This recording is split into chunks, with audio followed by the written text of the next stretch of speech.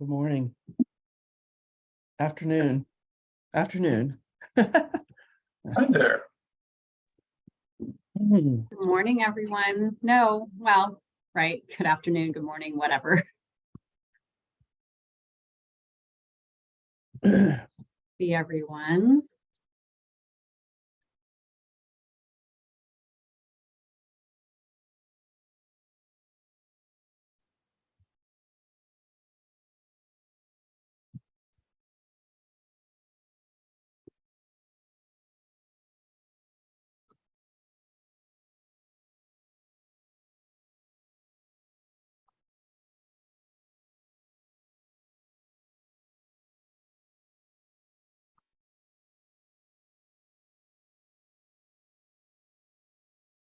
Rebecca, Yes. on my screen, do you see my participants box and chat window, or do you just see the slide? Well, I pulled up the chat window, so I can see that. Yes. Okay. What are you thinking? I just want to make sure I can see the chat. Like, so on the screen now, you only see the slide, correct? Right. Okay, great.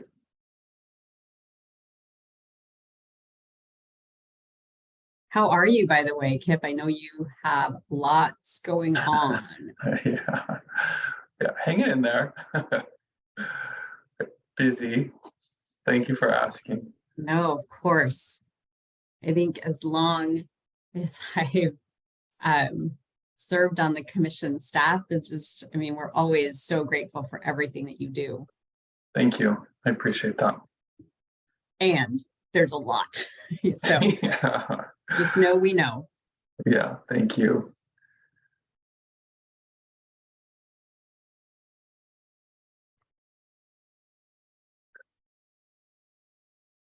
And I will stay tuned for whenever you cue me up. Okay. How are we doing for quorum? Well, we have 3, but we are waiting for Tyler. Right. And I know Tyler and Ann were planning to be here. So we were just on executive committee together. So I know there's lots going on for both Ann and Tyler too. So just as with everyone else. So yeah, let's just wait for Tyler and then we can get started. of course, thank you. Tracy, Leanne, awesome to see you both. Look forward to hearing your voices officially in a few minutes. Christine, awesome to see you yesterday at David's Heart Foundation. I am now like a rejuvenated fan. So awesome to see you there. And Tony, thank you for joining us. I believe we will be hearing from you shortly. Yes? Yes, Anna Marie should be on to give you the full presentation, but I did want to say hello. Awesome. Thank you. Great. Okay, let's just give them a couple more minutes, if you don't mind, Chair. Of course.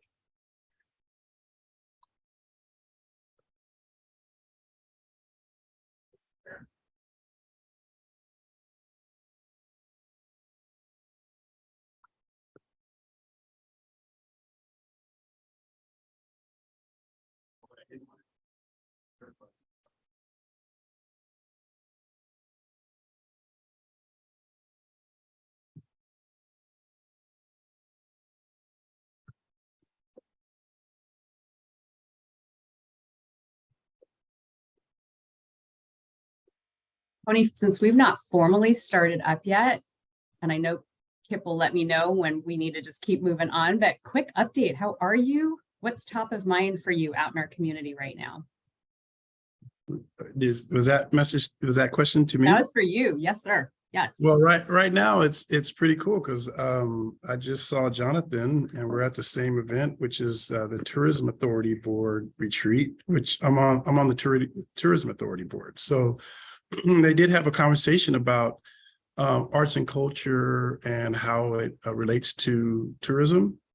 And obviously I had to ask the question related to how do we find ways to integrate our goals for diversity in our tourism outreach and to attract more people and to show off our city in a more broad way. So that was cool. And Jonathan did a really great job presenting. So we kind of tag team on it. Awesome. Well, Love and it. you're absolutely right. He represents us so well, and I'm so happy you brought that up. I know in executive committee, he did share that there was an interest in conversation about advocacy specifically for funding and how we can start working together, right? Even more so in terms of sustainable, I always say sustainable and diversified funding for, right? Yeah, arts and and culture it's organizations. really important. You guys, this arts and culture and you guys, your advocacy and your work is so important to our region. And it fits into everything that is being talked about when it comes to jobs, to housing, to all food, everything. And so we just want to make sure that it's reflective of who we are. I see all this beautiful culture in front of me. We got to find a way to do that. So that's what's going on in my mind, Rebecca. And Awesome. you know, I mean, I could open up and let you know everything, but I don't think you all want to hear all that.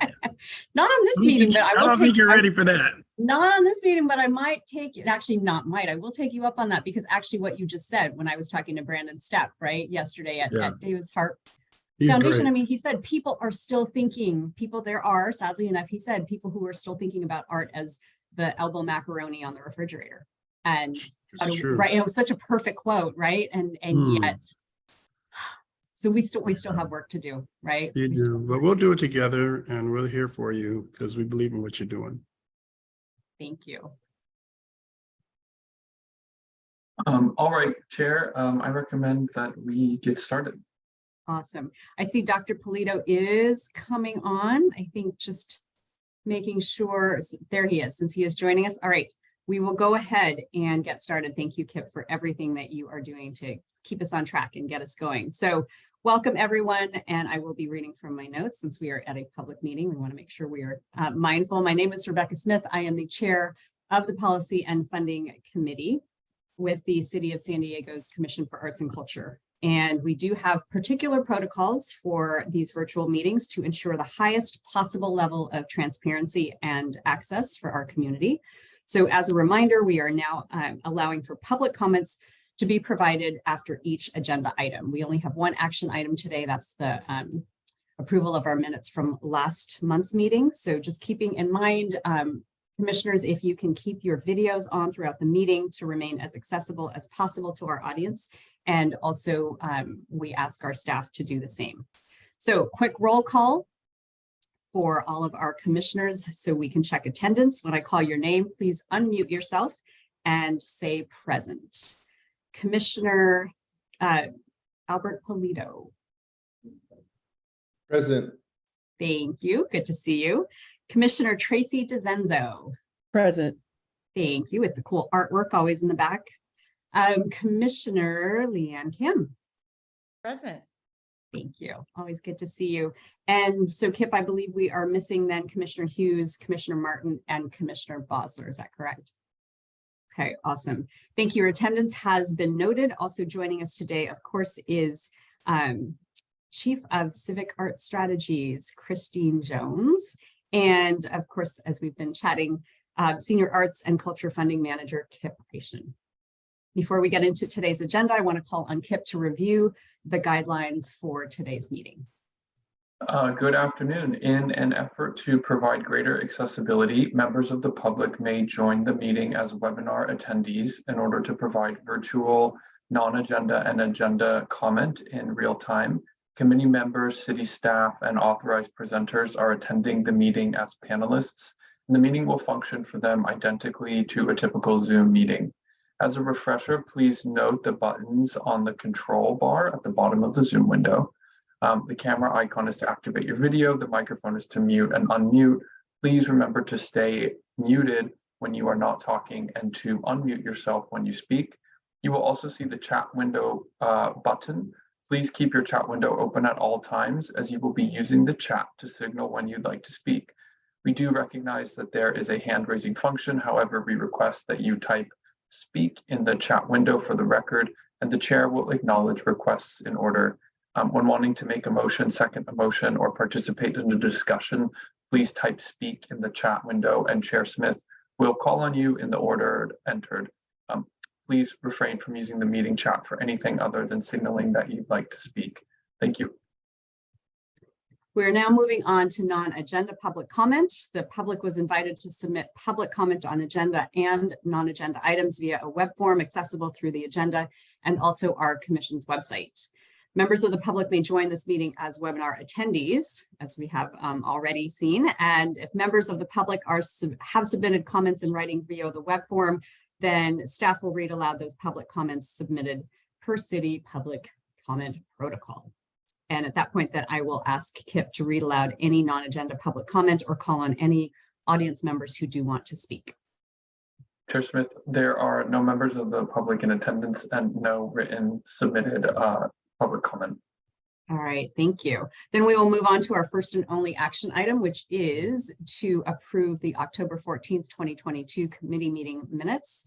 I know you've had an opportunity to review those minutes, so I do want to take a motion for approving those minutes as they are. And if you do want to make that motion, type speak on the chat window and I will call on you.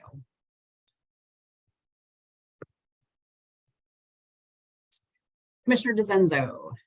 I will motion to approve. Thank you very much. I do need a second. Like live auction. Please type speak in the chat and I will call on you and you can second the motion. Commissioner Kim. I will second that motion. Thank you very much. Any discussion on this motion now that we have a motion and a second? Please type speak.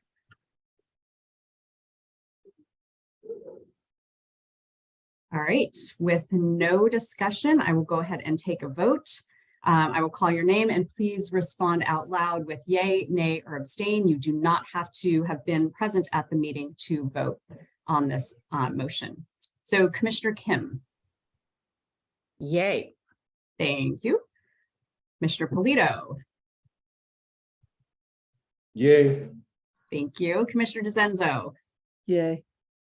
Awesome. And my vote is also a yay. And so this motion does pass. Kip, any public comment for? There are At no this members time. of the public in attendance and there was no submitted public comment.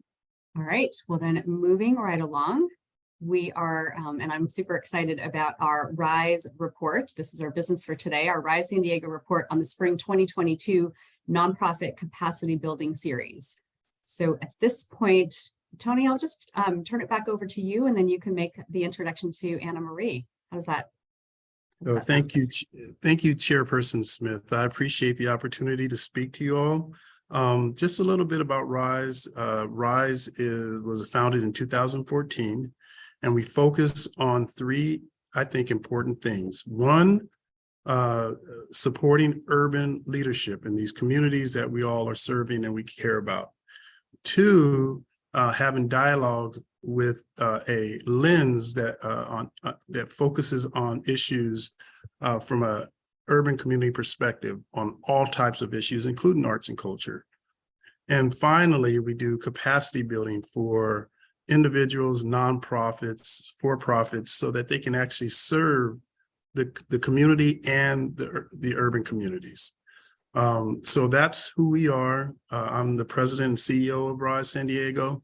And I'm here to just give you a quick message. The message is that, you know, we believe in what you all are trying to do. We support what you're trying to do, which I know and I've watched. It's about providing more opportunities for a diverse cadre of artists and individuals who support art and culture. And to me, it's the best way to be able to show the true, talent of San Diego in regards to the arts and culture community. And so we're here as your partners. We want to help provide capacity, support artists as they go through the process of engaging not only the community, but through the city of San Diego and other entities.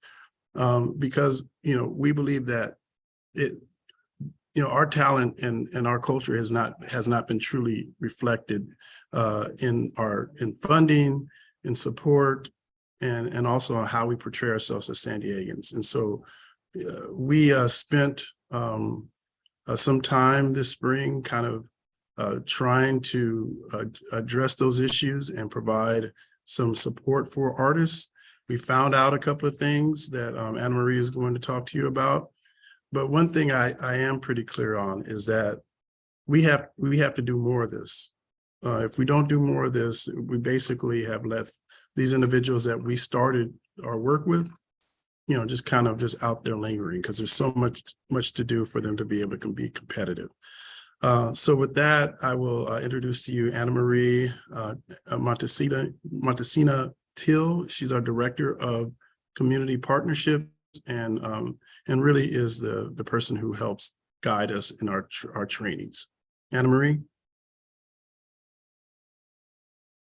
Hello, everybody. Thank you so much for this opportunity to share some of what our team learned from the series we offered on behalf of the Commission earlier this year.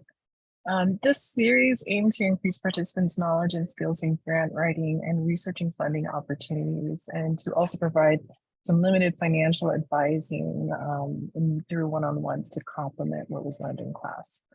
Next slide, please. So RISE strongly believes in the value of cohort-based learning environments that encourages both individual and peer learning and offers the opportunity for networking with others who are working throughout the community. This 5-series session were offered as 3-hour meetings held on Saturday afternoons to better accommodate both our participant schedule and the material to be covered. The curriculum started with really diving into an understanding of who these organizations are and their story as a first step into how to build a case for support. And this was followed by sessions focused on practical work in writing clear and compelling proposals, introductions to program design and logic models, budgets and common required financials, and where and how to find funding, including funding available from the Commission and from the CAC. Next slide, please. We had a short outreach period. It was just 3 weeks, but in that period, RISE received 72 applications from 65 organizations from throughout the County of San Diego. With an ideal cohort size of 15, particular consideration was given to nonprofits and fiscally sponsored projects that had annual budgets under $100,000, were BIPOC led and or focused, and were geographically diverse across the county. Next slide, please. So we had 15 groups who responded to our invitation to join the cohort. And of these, 60% were BIPOC led or focused. The newest group was founded just in 2021, while the oldest has been in operation since 1946. 2/3 of them work in the performing arts space. Nearly half work in the visual arts or in cultural education and preservation. And 2 of our participants also work in other arts and culture endeavors, including serving as an arts collaboration hub or network. This slide also shows our terrific facilitation team who worked with the group throughout the series. Next slide, please. So our cohort participants were representing small community-based organizations and groups working with often very limited resources and little to no paid staffing. Some demographic data we particularly wanted to highlight included that 2/3 of the cohort had no staff. They were all volunteer-led.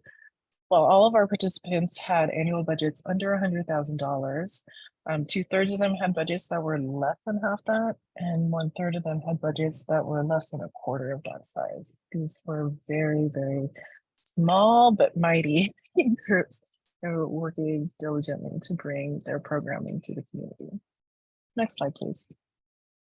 So why did they sign up? In addition to building their grant writing and research skills, they told us that they were looking to build. They wanted to build community and relationships with one another. They wanted to build partnerships and collaborations. They wanted to build sustainability within their organizations. They were thinking long term. And they also wanted to build trust in their communities and trust amongst one another. Next slide, please. So at our first session, our team heard a lot of frustration and related concerns from participants about the challenges they were facing in finding arts funding and their struggles to apply for grants that just weren't panning out, not understanding the complexities of the process, the many criteria and that were required of them just to be able to be considered. So we purposefully held space at our next meeting for a longer conversation with the cohort to better understand what they were facing.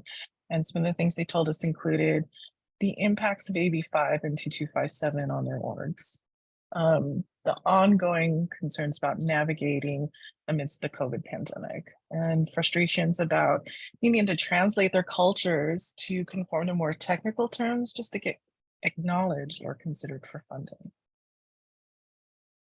Next slide, please. In addition to the documentation of our sessions in order to perform an evaluation at the end of the program, we also sent our participants, a post pre-evaluation survey at the end of the series. We were seeking a quantitative understanding of any change in participant skills and knowledge around the topics that were covered, such as any increase in their understanding of the basic components for building a case for support, the use and benefits of developing collaborations and partnerships, even just the understanding of the basic components of what goes into a grant proposal. We also sought a more qualitative understanding of what they found valuable and how we could have improved the experience for them, some of which has been shared here on the screen. The feedback from our participants overall was very positive, and we were genuinely very pleased with the suggestions that they provided to us for how we could improve for the next group. Next slide, please.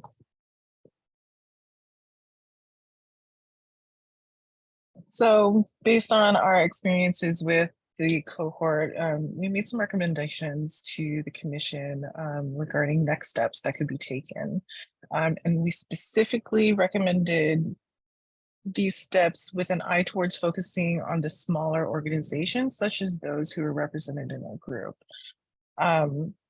The first one was providing foundational trainings to really understand how to clarify and strengthen their business models. RISE has been working in this particular area for the past 5 years through a contract with the County of San Diego, and our team and our partner in this work has found it incredibly valuable to help organizations, nonprofits in particular, really take the time to step back a little bit, review why they're in existence in the first place and the problem that it is that they're trying to solve. And whether they're new, even if they're an older organization who's been around for decades, does that still hold now in 2022? Or do they need to take some time to really revisit, rethink, and imagine a different future for their organization and the work that they do within the communities they serve? This work that we have provided to other organizations has really been, I don't want to say life-changing. That sounds like a lot, but it has eye-opening, I think would be fair to say. I think in a lot of ways, and also, I'm speaking on behalf of our facilitators who've been working with arts organizations in San Diego for a long time. I think there's often a misunderstanding when it comes to developing a nonprofit in the arts space, that it's easy and we have this passion, we have this thing that we want to share with the community, we have these skill sets. We can do this, but nonprofits are also a business, and there are steps that any organization could take that could help strengthen their internal structures and foundations to place them in a stronger position to get the funding that they need to do the fantastic work that they're doing in the community. So this kind of foundational work we feel would be very key. Every single member of our cohort would benefit from this type of work, and we suspect that that would be something that would also be easily found amongst the larger population of arts providers in the community. Related to that, so complementary to that, is really this idea of providing more training opportunities or support for these nonprofits or these fiscally sponsored programs, and just best practices in arts management for their organizations. Because again, these nonprofits, they're businesses, they just happen to be nonprofits, and being able to set up those systems, whether it's their accounting systems or their grant writing systems or the program development systems, would greatly benefit their ability to not only provide really strong programs or even strengthen their existing programs, but also, again, to place them in a stronger position for funding opportunities from providers. We also recommended a listening project to understand their efforts and needs. And again, specifically focused on these smaller organizations throughout the county.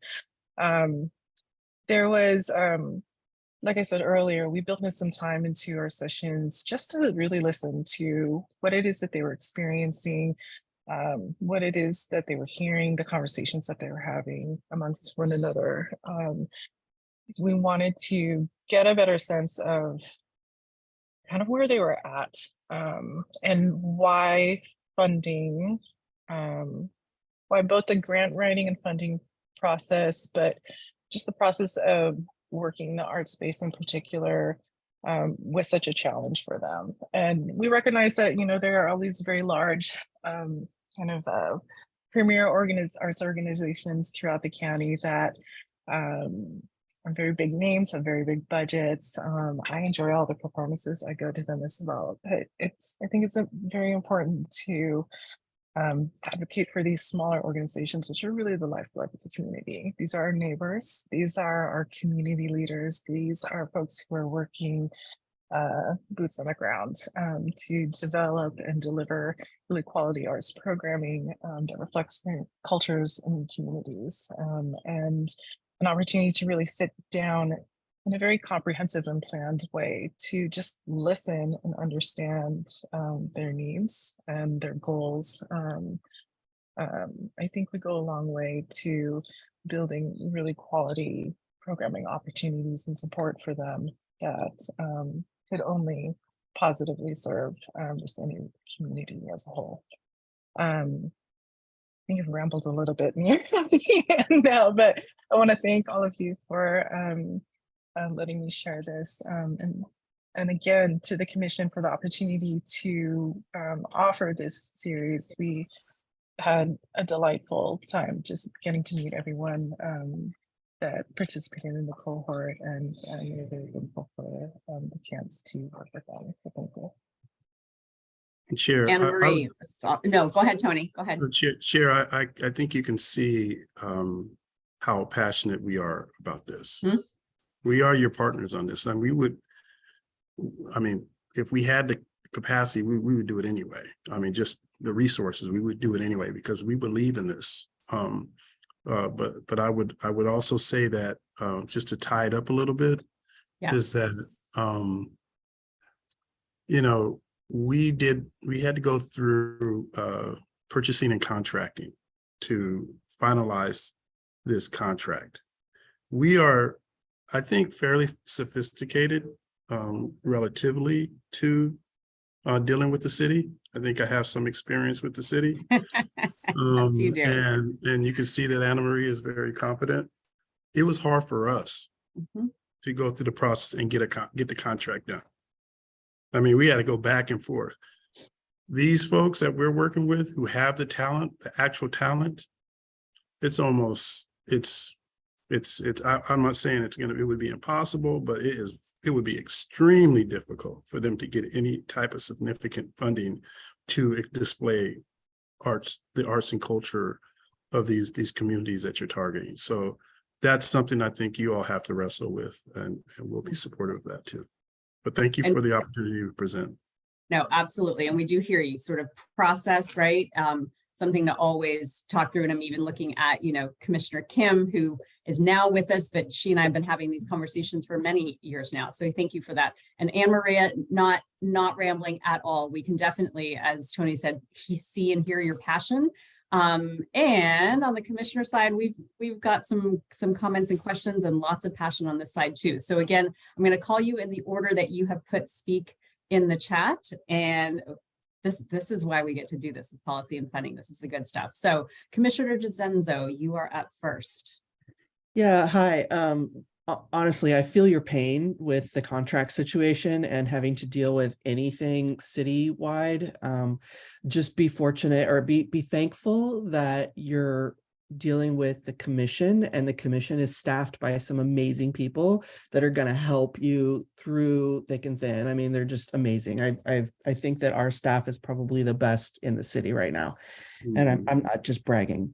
Anyways.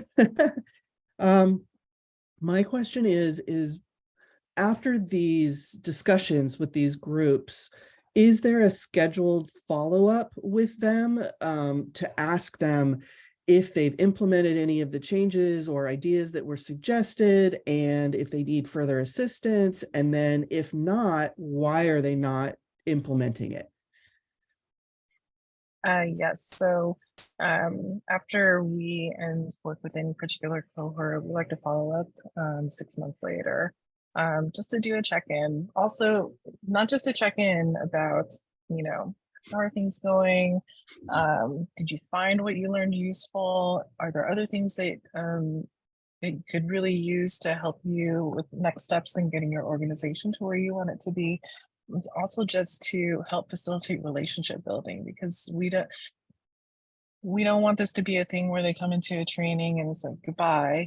We want to be able to establish a relationship with them for the long term, because we want very much to be able to promote opportunities for them whenever we can find it. So we will be doing that. 6 months will be coming up in June, so we'll be doing that in January actually. So we'll have a better sense of how things are going for folks. I can say that 2 of our participants did take advantage of an opportunity to continue some trainings with us this fall. It was offered through funding from the county. It was a very targeted technical assistance piece where they could focus on one specific project that would help them and get to the next step in their work. And just as a quick example, and I'm gonna get their name wrong. What's their name again? Oceans Madonna. What is it again? I'm sorry. Surfing Madonna Oceans Project. I always get the name order mixed up. Surfing Madonna Oceans Project signed up, and they were very interested in really focusing on building a strong marketing strategy. So having annual events, we invite artists to showcase their work, and within the first month of implementing their plan, they had doubled the number of submissions they received, which went from 12 to about 24. But then by the closing of the program, they had received some 200 submissions for the event, which was just fantastic. So we really believe in connecting folks to opportunities, hopefully with us, but if we see them anywhere throughout San Diego from other organizations, we would love to connect them with that as well. Great, thank you. Very cool. Thank you. That's a great example then too, Anna Maria, as you keep talking about partnerships and collaboration. I think of could even the local chapter of the American Marketing Association, with all of the weight, right, of their professionals that want to get more involved and maybe have an opportunity to just know more about the volunteer opportunities that are available to help some of these smaller nonprofits with their marketing efforts too. So really cool. All right, Commissioner Polito. Yes, thank you very much for this presentation. I learned a great deal. I was pleasantly, I was pleased to see there were so many BIPOC orgs that were involved. And what I had a question on was, with regards to your recommendations, Do you feel that any of these challenges are directly tied because they are BIPOC orgs, or you think it's just in general because they're smaller organizations? I think a lot of it is because they're smaller, but for the BIPOC orgs that were in the room with us, there were definitely an additional layer of challenges because of the focus of the work, because of the demographics they were working with, because of the biases existing in the system. One thing that we would definitely recommend, if there were some listening to do around that, would be to specifically focus on maybe working with and recruiting organizations that are BIPOC led, BIPOC focused, to particularly get their feedback. I haven't worked in the art space in about 10 years. Most of the organizations that I had worked with previously were BIPOC led, BIPOC focused. And I have always felt that it is extremely important to be able to focus specifically on understanding their needs and their challenges, just because of the systematic challenges that exist throughout the arts ecosystem. I'm just Chairman Polito, I just also want to add that we work with specifically BIPOC organizations and individuals. That's what we do. So we know a lot of these individuals. Some of them have gone through our leadership program also. But I would say, just from my experience, and this is not the only industry that this happens, because the construction industry is also another one, where because the way San Diego is set up in regards to what they have supported traditionally, then you have a deficit of skill sets in regards to engaging, like from a business perspective with the city. So it has been kind of diluted, the ability to grow. And that's because there's been no funding for them to be able to create some legacy on that. I think it's a lot about that. That's why this is so important. We got to do it now so that 10, 15 years from now, we have this incredibly growing culture here. Yeah, thank you. It's definitely important to address the access and issues.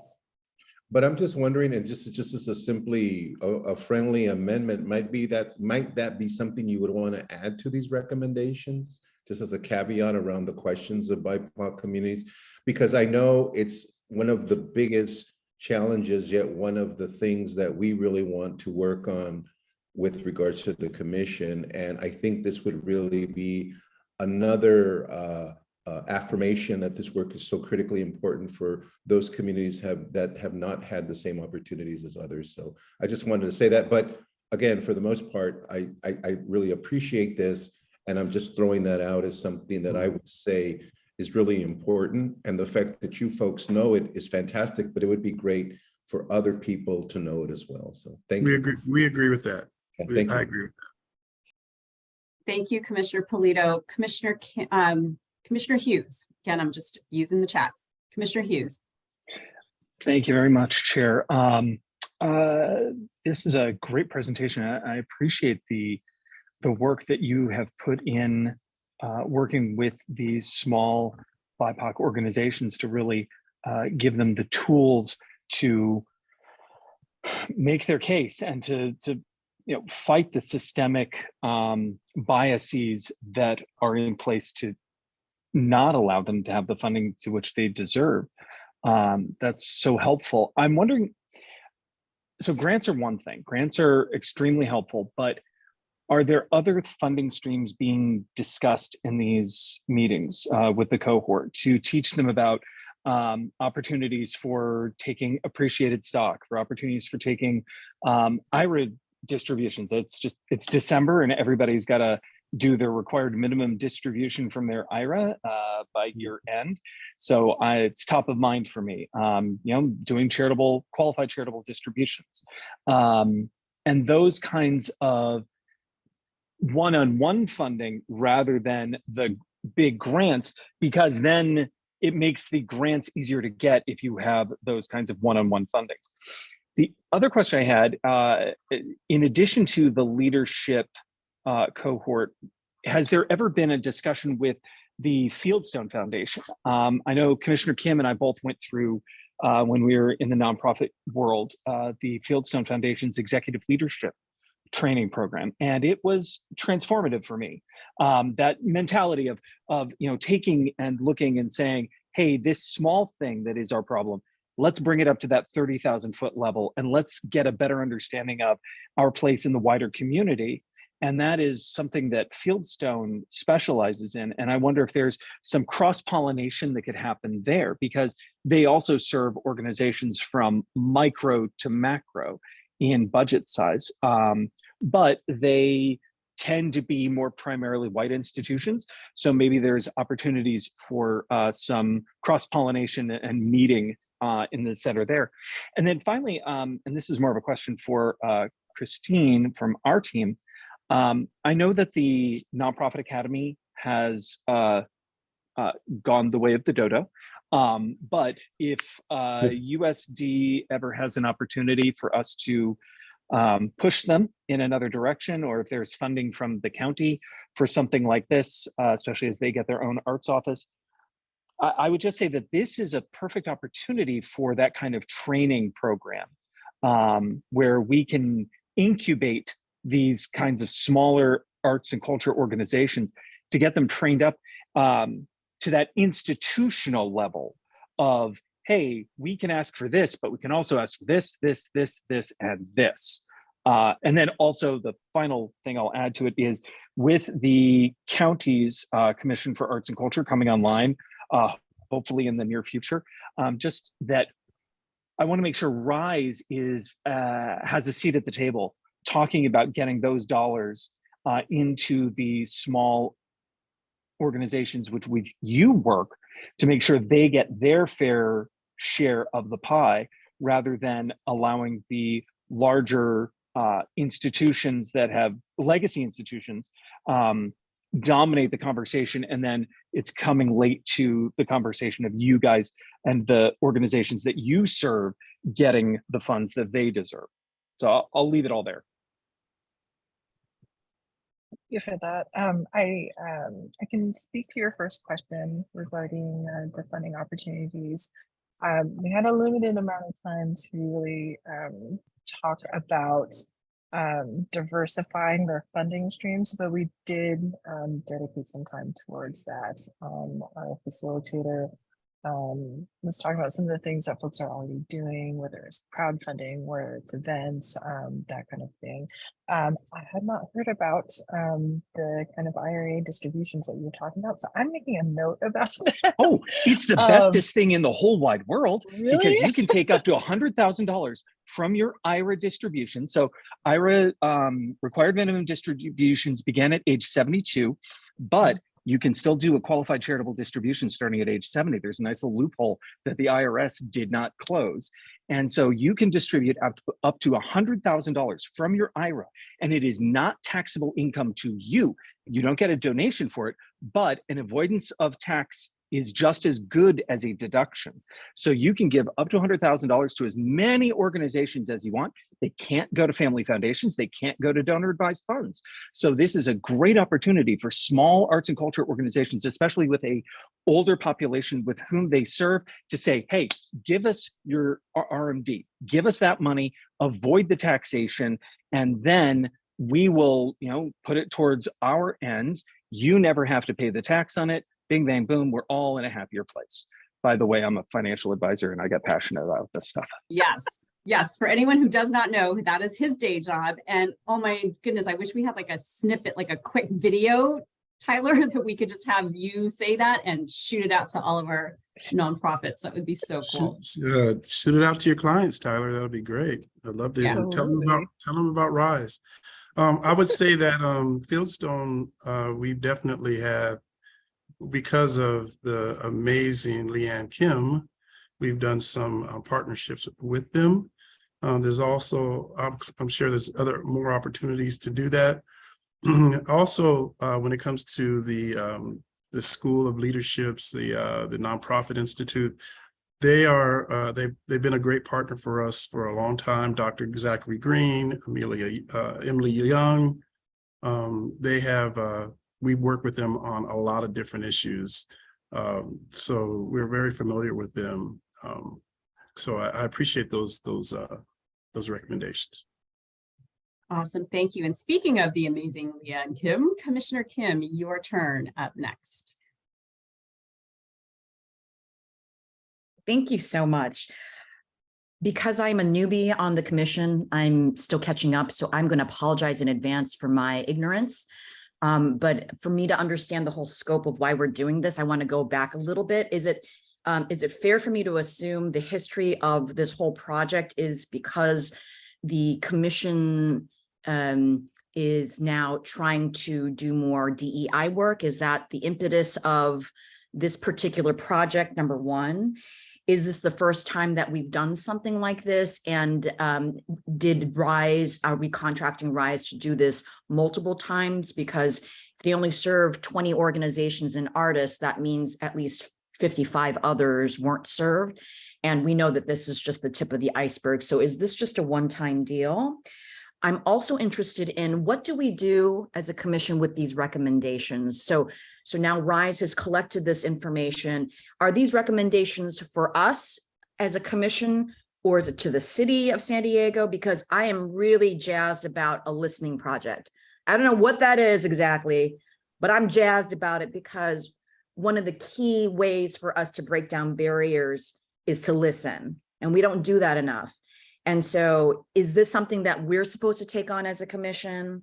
And what do we do with these recommendations? So I apologize again if this is kind of going back to the basics, but I'm just trying to get clarity around this project. Again, no apologies needed. Thank you, Commissioner Kim. I'm going to take your 3 questions and go backwards. So first of all, are these recommendations? I had that same question of Anne Marie. I wanted to hold my questions till the end. Like, these are recommendations you're probably making to the wider community, but maybe we leave this meeting even with a refinement around, Tony, Anne Marie, what do you see that we could actually do as a commission of volunteers? Or is there something that you're asking for from the staff level? Or are you even, as we just heard, even looking to individual commissioners to say, with the networks and the experiences that you have, there might be something here that you can do. So I'll hold that if we could do this before we end, like, how do you see that that question being answered? What can we do? And going from there. In terms of more the contractual piece of this, Commissioner Kim, I will defer to Christine in terms of sort of our history on the contractual piece. But I will say from more of, I'll say, the philosophical mode, even before the pandemic, we really just have been listening, and you know this, Leanne, just listening to the community and realizing we just have to do more and we have to do better. So I think in terms of being more strategic, more intentional, this presentation from RISE, this partnership with RISE, to me is just saying that we are taking more steps, better steps to keep going in the ways that we need to go. But as Tony said at the front of this call before we even started, there's lots more to do. There's lots more to do. But if I can say, be assured though, that as a commission, we are absolutely moving in the right direction. Does that help? And then Christine, could you speak to just the contractual questions that Commissioner Kim had? Yeah, so just to give you a little bit more context, so I think an overview, but just beyond contractual, I think is important here. So the city launched this, wanted to launch a cohort-based capacity building program for staff of nonprofits in San Diego County. It was an intention that we had as part of our last California Art Council grant. We are the state local partner for San Diego County. So as part of our last grant round, we had anticipated being able to do capacity building. This has been a long time coming. We certainly used to do capacity building working with USD, the Nonprofit Academy. As previously mentioned, that's not really happening anymore, but we wanted to take a little bit of a different approach. And we saw RISE as a really good partner in being able to kind of take a different approach and emphasize small and mid-sized organizations that really have sometimes different needs than, as everybody was mentioning, some larger organizations and more institutions.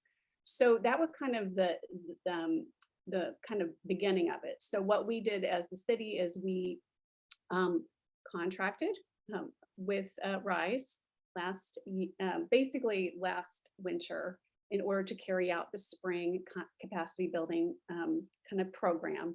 We, I would just clarify, there is a distinct difference between the city's relationship with RISE versus funding recipients. So a relationship with RISE in this case is the RISE is a vendor providing services to the city. The services they provided to us was, partnering with us on this amazing capacity building. So, there are different requirements and insurance and things like that a vendor has to do for the city. Funding recipients, we've done a lot of work over the last few years in reducing barriers. As you guys know, insurance is not a requirement. Other types of paperwork that were done in the past are not a requirement. So it's a different relationship. So I just wanted to make that distinction too. Our intention is to do this again. We're listening. We see the benefit and the incredible impact that this program had. Even though it was, 5 weeks, we do see the importance of being able to continue because, I think having a pathway is really important and having that growth over time. So we as the city are really taking these recommendations into consideration and starting conversations with RISE on a new scope of service for them to help us in being able to deliver another capacity building series. So we're anticipating that coming out hopefully in the spring. And so we'll have more information as we continue our, contractual conversations with RISE on what that can look like. And certainly considering some of these recommendations in the process of developing that out. So hopefully that gives you a little bit more context of where we came from and where we hope to continue to be going. Okay, so there will be a second iteration of the strengthening the bench, so to speak, work that we're working on with RISE. Yes. So we're contracted for 2 sessions, or is that like? Well, they're individual contracts. So okay, got it. What we're trying to do now is develop a new kind of scope with RISE and them to deliver something kind of augmenting this and building from this, right, in a new series. So in taking into consideration some of their recommendations, so maybe the foundational training, some of that work that's really needed in the community to continue to grow and build these organizations. Mm-hmm. All right, thank you so much. Thank you. Thank you, Christine. And Anna Marie and Tony, just a reminder, you may know we are about to undertake our cultural planning process, our first ever for the city of San Diego. We have not yet been introduced to the vendor that was selected for that project. But I wonder if a lot of these conversations, right, a lot of these topics that you're raising should absolutely be part of this cultural planning process. So wanted to say too, as to Commissioner Kim's point, like where does all of this go next? The cultural plan really provides like an absolute vehicle for all of these conversations to happen. So just wanted we'll be available and we'd love well, to and then support you on here's the other thing. I'm on looking at Kip or whatever. If Anna Marie and Tony, if we could have as commissioners on this committee, if we could also after this meeting have your contact information too. Because I know that, just given time, I know we've got another commissioner that wants to speak up. We definitely want to make sure we know how to get a hold of you. For sure. Awesome. All right. So Commissioner DeZenzo, I believe you are still on the lineup. I'm sorry. I had another question as the conversation was happening. Of course. Go ahead. So I've never been in a nonprofit space before and had to apply for funding or anything. And obviously I'm not a person of color. And, I am not aware of a lot of these systemic historical situations that have prevented people from applying for funding. And what I'm trying to do is understand what some of these are so that we can tackle them. And I feel like if we just continue to say there's been systemic historical problems with all of this, then we're not really getting into the nitty-gritty of what those are. And I think it's really important that we start labeling them and saying, these are the things that we really need to focus on. And it's not just, obviously education and skill building has been one of those resources that has been lacking in this field. But I believe outreach has also been something that has been lacking. And, I want to make sure that people like myself who don't really understand the space, understand the nitty gritty of what needs to be fixed. Because right now, I feel like saying systemic, historical, blah, blah, blah, blah, blah, is kind of this overreaching umbrella that a lot of people don't understand, and they may start becoming numb to this if they don't really understand what the nitty gritty is and what the issues are. Does that make sense? I'm Yeah, trying to be as respectful as possible. Commissioner, I totally understand what you're saying. I would also give some credit to the Arts and Culture Commission over the last year, because they have given some really great recommendations to help chip away at that. I wouldn't even say chip away. They took a couple of good chunks out of some of that was set up specifically to fund these larger organizations like the Symphony and Old Globe and stuff like that. So they have done really great when it comes to the policy that was set up even before I was on the council by individuals that we know and have heard of. So yes, there are a lot of them, but it really stems to just even this conversation I had at the Tourism Authority today, is that San Diego has been set up when it comes to many of our resources and our focus to promote specific types of cultural experiences. And that is very deep in our DNA here in San Diego.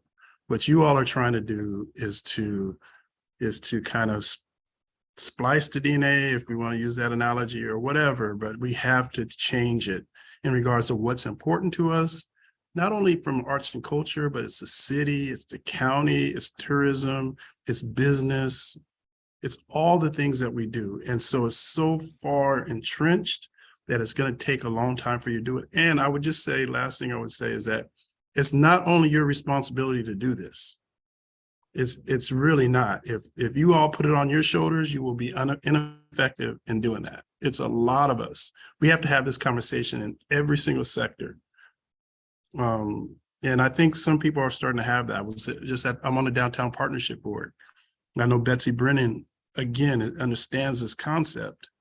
But we have to continue to help her explain that to her businesses that are on the board. So that's my response, and we have to continue to bring it up to everyone. I appreciate that. I want to make sure that we're very clear about like all of the things that need to be changed, instead of just saying, all of this stuff needs to be changed. And it's like, okay, well, what can we help with? Number one, it's not on you. It is not only on you.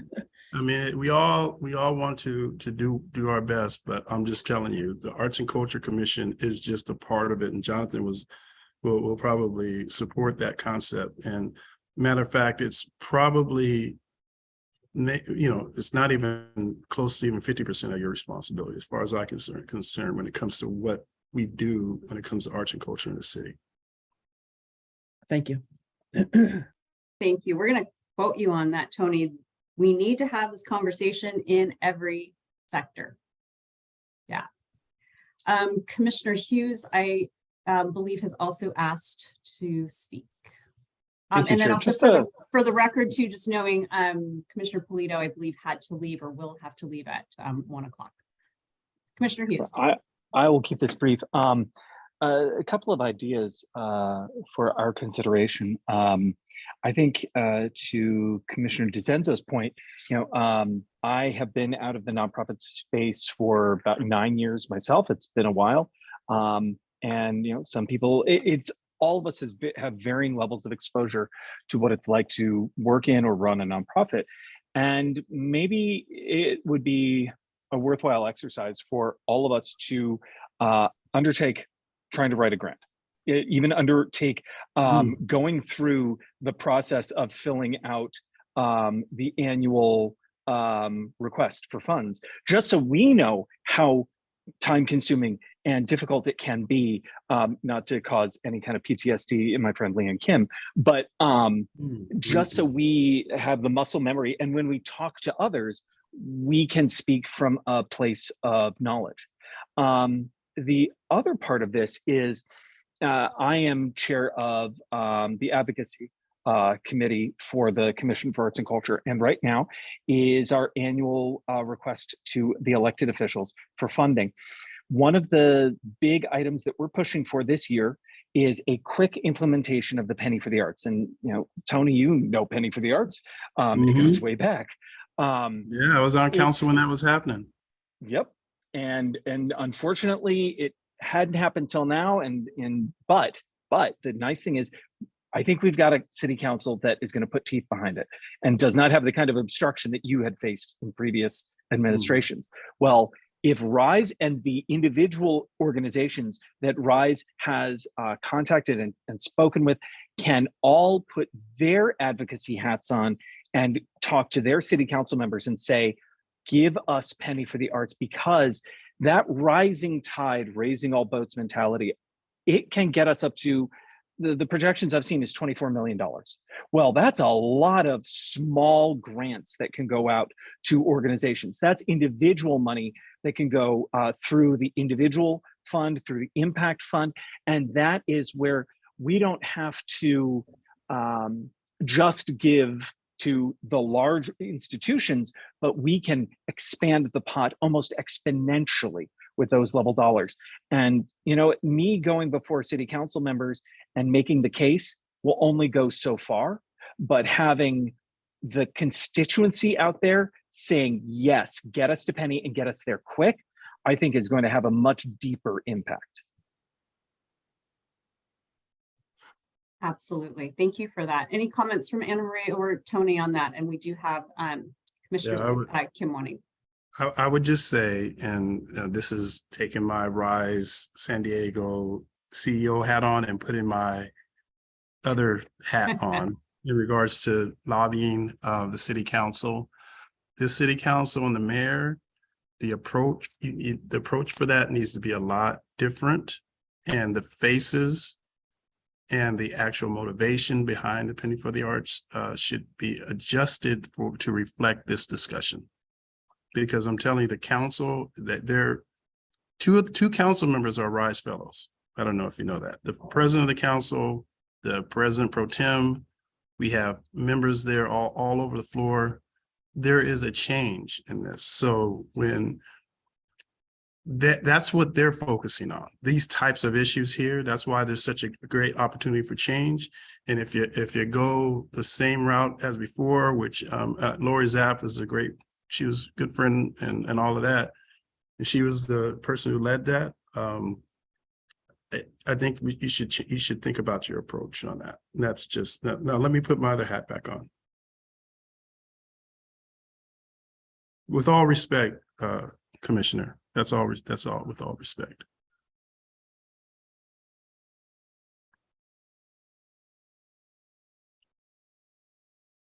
Feel like I've frozen. So if I haven't, I believe Commissioner Kim wants to speak as well.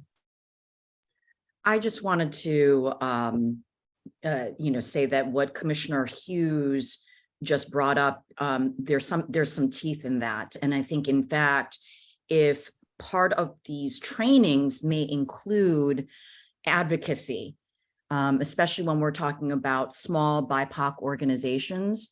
I mean, I was part of a small BIPOC organization, and I'll tell you that myself and Seema Sueko, we were really, really busy for very specific reasons. And I want to say why, because we were small BIPOC-led organizations that had the support, the training, and the, we had the wherewithal to be able to go in front of council and council members to be able to advocate for ourselves and for Penny for the Arts and for the commission and for arts in general. But I'll tell you, those words don't come easily for most organizations, for most people of color, period. So if I just feel like there is that extra something when we talk about capacity building, it also includes how do we talk about ourselves in the greater community? And that, to me, I think would be really profound to add to any kind of training, especially when we're dealing with these smaller organizations. So Commissioner Hughes, thank you so much for bringing that up, because it's everybody's responsibility. And I know that City Council, and I know this firsthand, that when you go to advocate for yourself, the elected officials, they don't want to hear the people that we see all the time. They want to see the ones that are closest to the people that are being served, right? So I just wanted to emphasize that and maybe make that suggestion. Thank you. Thank you, Commissioner Kim. I do see that we have Jonathan on the call now, and it looks like, I don't know if you're dealing with technical issues, but it looks like you have a hand raised and want to speak. So Jonathan Glass, our Executive Director. Thank you, Rebecca. I've actually been on quite a while, so I've had the opportunity to listen to the conversation. Awesome. I just want to thank Tony and his team for all of this work. And this is, in fact, Commissioner Kim, tied directly back to our equity audit of 3 years ago. We felt like we needed to have a partner in the community that has trusted, I feel like I overused this phrase at this point, but trusted relationships inside the communities that we traditionally have been less successful in investing in. And because that is central to the work of RISE, as you know, we felt like they would be terrific partners for us in this initiative. In addition to that, RISE, as you know, we made it really clear this is not just about city funding, this is about public funding. We don't want to just train organizations to access the city, we want to train organizations for sustainability. Because RISE has been very successful in training folks in accessing county funds in particular, we felt like they would be a great partner on this. We do want to continue sustained training.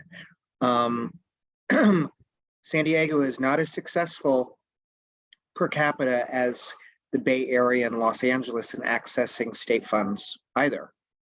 So as the CAC continues to balloon, probably 2 more fiscal years of that agency being pretty robust, we want to do everything we can to tool our organizations here to go after that funding. The other thing that I want to just say in regards, Commissioner Kim, it was also your comment about specifically BIPOC organizations. What has been a really profound experience for me in the last 4 years is learning how many members of our community don't feel they have almost the right to ask for public funding in the way that other members of our community do. So I want to underscore what you were saying about vast portions of our community who just, they may not be coming to us for a variety of reasons, but one of them is really fundamental. They don't necessarily feel like they have the same level of right to access public funds as other members of the community. So we as staff, I say this a lot, we want to disproportionately reach out to those members of our community to make sure that they not just understand how to do it, but so that they feel like they have a level playing field in accessing city funds. And I will stop talking.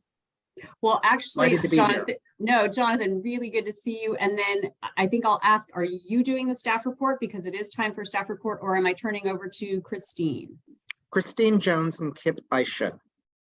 Awesome. All right. Well, thank you, Jonathan. Really good to see you as always. And I will then turn over our meeting at this point to Christine Jones for our staff report. Thank you guys for allowing us to visit and speak. So good. Remember, contact information, we want it. Sure. We'll send We'll that get over to you. today. Thank you. Thank you, Tony. Thank you, Anna Marie. We'll be in touch. As far as staff reports go, we thought we'd just start with giving you just a quick update on fiscal year 2024 funding. So that's currently, as you know, the application cycle has closed in terms of being able to apply. So for organizations that applied, we're going through our cure phase right now. So organizations, our office is evaluating materials that they've submitted just to make sure that the organizations have everything they need in order to be able to continue in our application process. So we are working with them on that. And then in addition to that, we are starting to I want to make sure we emphasize with you all that we just have a few days left to that our call for panelists is open. So as you well know, the call for panelists is for panel evaluators that can serve in March potentially, or be in the pool at least, to potentially be able to serve to evaluate proposals that will come in as part of our next phase in the application cycle. So if you know somebody with an artist, a cultural practitioner, or somebody in arts profession who you think doesn't have a conflict of interest and would be potentially a great panelist, please share the panel call with them, and I'll put it in the chat. The deadline is this Sunday, December 11th. So now's the time, if you have a couple minutes to kind of just target a few colleagues, that would be fabulous. And then as far as FY23, I'll just share that staff, I think we've shared that we are down a staff person in funding program right now. So it's kind of all hands on deck. So staff is working really diligently to process and route over 180 plus, financial agreements. So we're in the process of that. We've made some headway. We have staff in our other program areas who are rolling up their sleeves and helping too right now to continue to move those through the city's procurement kind of process. I think we've made significant progress, and we'll be able to update you further with numbers probably at our next meeting in January. So, and we will be introducing, we have a conditional offer out to a new staff person. So we are waiting for that to be cleared by personnel. So we do hope to have a person starting in early January in the funding program. So we will be able to have a full staff in that area pretty soon, who will be able to help support the efforts to get us kind of back up to where we want to be in that program and at the speed we want to be. In addition to that, I'll just share, as I mentioned in our conversation with RISE, we are planning to work with RISE again in some way to be able to do some other capacity building series. So we're in conversations with them on what that can look like based on all the learnings that they brought back and shared with us today, and to develop that. So we anticipate being able to roll that out sometime in the spring, or even perhaps in the summer, depending on our timing. So we'll be able to update you more on that in the coming months, as well as we kind of work out what that scope would look like for them. But we definitely plan to be working with them again and continuing all these amazing efforts and impactful efforts to try to support the sector and certainly small and BIPOC organizations. So I think that concludes the updates for today, and I will share again that link for the call. Right on. Thank you, Christine. And when you think about, since we do have a few more days before the call for panelists closes, any specific types of people, and again, I'm looking to our fellow commissioners here, using your networks, these panelists, remember, we don't get to sit at the table anymore. So are there any specific types of panelists that we're really truly looking for this year? Christine.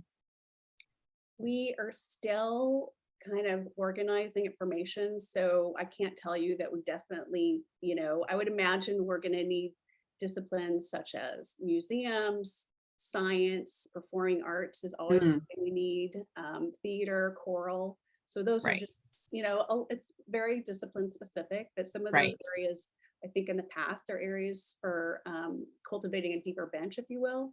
Right. So certainly I would suggest those areas. Okay, so discipline specific. So again, commissioners, if you can hear that, because like last year when you did a report of the diversity of our panelists, I mean, it was awesome just to see how we really were reflective. And obviously we can always get better, but just every way you could slice and dice it. I feel like you did such a great job in putting that together last year. So also in the chat, I did say something about our poet laureate. I'm super excited. Like, when is that person going to be named? Looks like by the first of the year, which would be really cool. And then before I call on a few commissioners that do want to speak, I need to ask for the order. Kip, is there any public comment for the staff business? No public comment was submitted and there are no members of the public in attendance. Okay, perfect. So we're good. And then hearing science-based expertise. Awesome. That's going to be fun to try to get out here. All right. Okay, Commissioner Hughes and then Commissioner Kim. Thank you, Chair. Just wanted to thank Kip for the incredible work that you're doing. You have been thrown into the very, very deep end, and there are lots of sharks, and you're wearing a stake around your neck. And the hard work that you and the entire team have done to get out the contracts in the way that you have has been not gone unnoticed. So thank you very much. I know it can be, you're doing yeoman's work and it doesn't always feel like everyone notices, but trust me, we do, and it is very much appreciated. And then the second question, this is Christina, I don't know if this is certainly not our place as the commission or even the city's place, but back in my day, when I was a young whippersnapper in the arts world, I went through the San Diego Foundation, had a partnership with Indiana University's Eli Lilly School of Philanthropy. And that's where I got my certificate in fundraising management, was through that program. Didn't have to go to Bloomington, was able to do it just here in the San Diego Foundation's offices. They no longer offer that. And I don't know if that is something where we can vocalize to our friends over at the San Diego Foundation or other community foundations that kind of offering again to help strengthen the training of our nonprofits would be of use, because for me, that was transformative. That's where I learned really how to ask for big dollars, transformative dollars in a tax efficient way. And it opened up conversations for me as an executive director that I'd never been able to have before. So anything we can do to push forward those kinds of learning opportunities, I would highly encourage us as we re-engage with RISE. Very cool. Thank you. Mr. Kim. Yes, since this is Policy and Funding Committee, I'm curious, how do we build out the funding for contracts with organizations like RISE? Has that budget already been approved? Where does that money come from? And how do we set aside that kind of funding? So Christine or Jonathan, whoever wants to take that. I can take that really quickly. Okay. Oh, Christine, I'm sorry.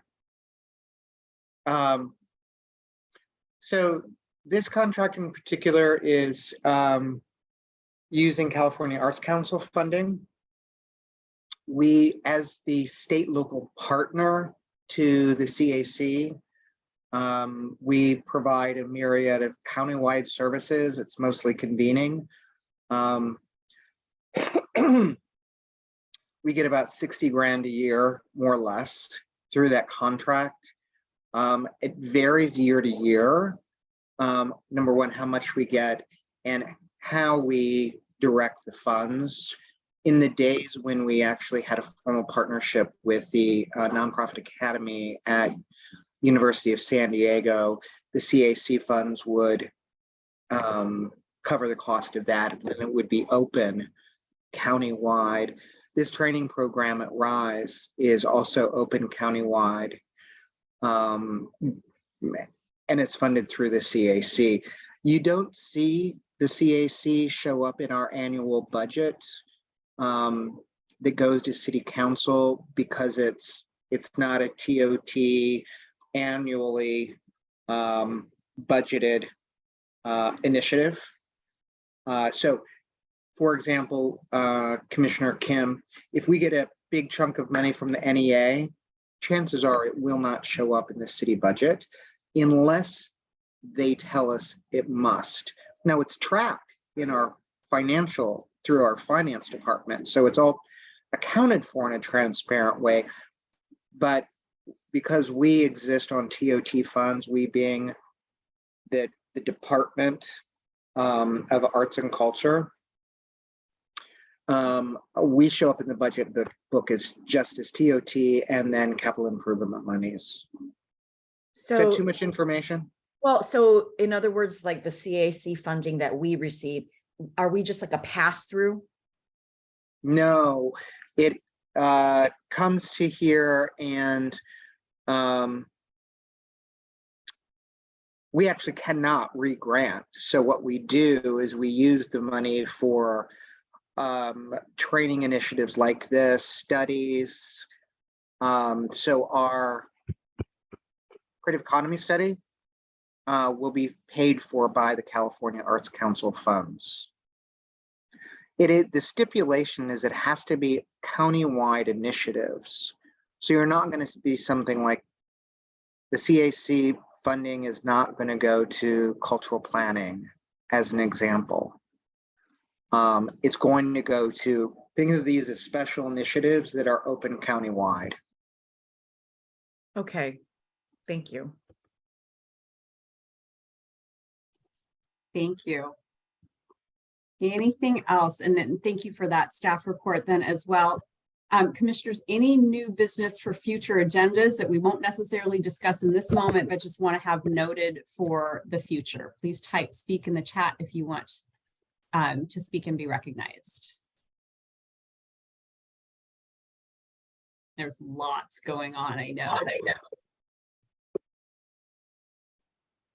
All right, going once, going twice, seeing no requests to speak for new business for future agendas.